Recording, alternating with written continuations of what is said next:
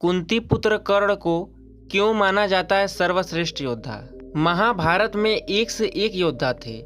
कर्ण से भी महान योद्धा बर्बरीक था, लेकिन उसे युद्ध करने का मौका ही नहीं मिला। अश्वत्थामा भी एक महान योद्धा था, लेकिन उसकी महानता तब समाप्त हो गई जब उसने सोते हुए पांडव पुत्रों को मार दिया। एकलव्य को भी महान माना जा सकता है, लेकिन वह भी युद्ध नहीं लड़ा, तब उसकी महानता कैसे सिद्ध हो सकती है?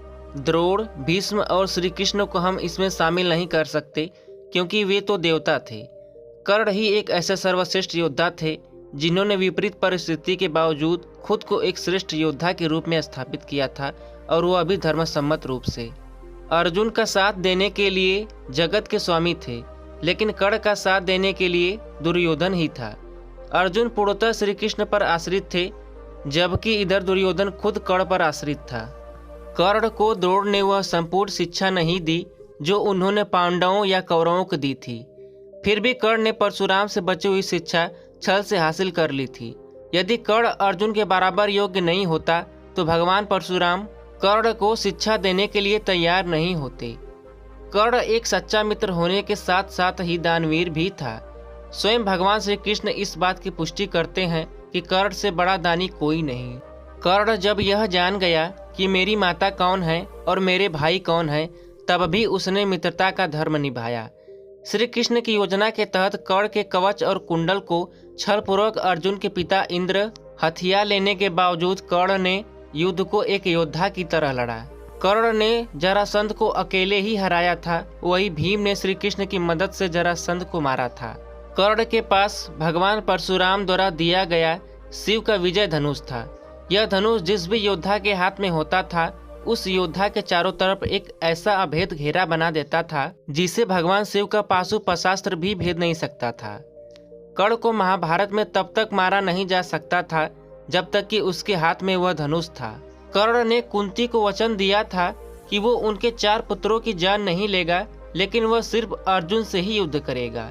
युद्ध के दौरान ऐसे कई मौके आए भी जब कर्ण का सामना भीम, युधिष्ठिर, नकुल और सहदेव के साथ हुआ।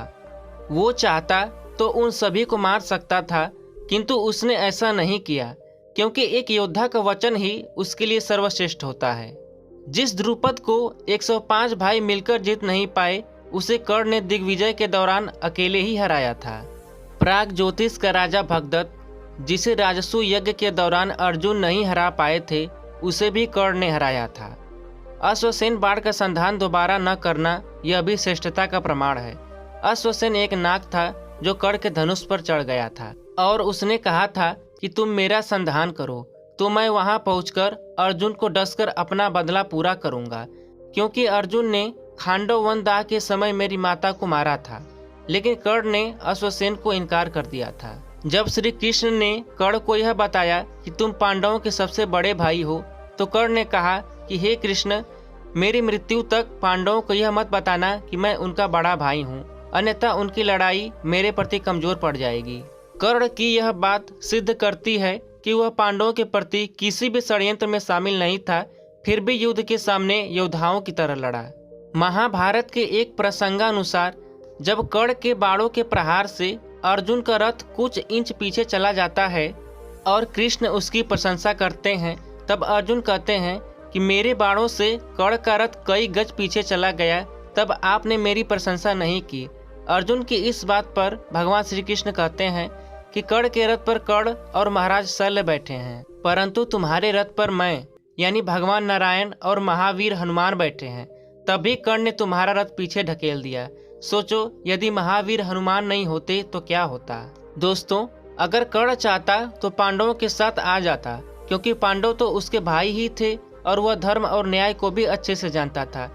वह यह भी जानता था कि दुर्योधन गलत मार्ग पर है, किंतु फिर भी कर्ण दुर्योधन के साथ ही रहा। इसका सबसे बड़ा कारण था कि उसे जो भी प्राप्त हुआ था, दुर्योधन से ही प्राप्त हुआ था। दुर्योधन ने सबसे पहले उसे अपना मित्र बनाया और फिर राजा भी बनाया। दोस्तों, उस समय का नियम था कि केवल कुछ ही लोग विद्या प्राप्त और धनुष बाण चला सकते हैं। ये तो गलत था। किसी भी व्यक्ति को अपने कर्म अनुसार कुछ भी प्राप्त करने का अधिकार होना चाहिए। दोस्तों, ये बातें अच्छी लगी हो तो चैनल को सब्सक्राइब जरूर करें।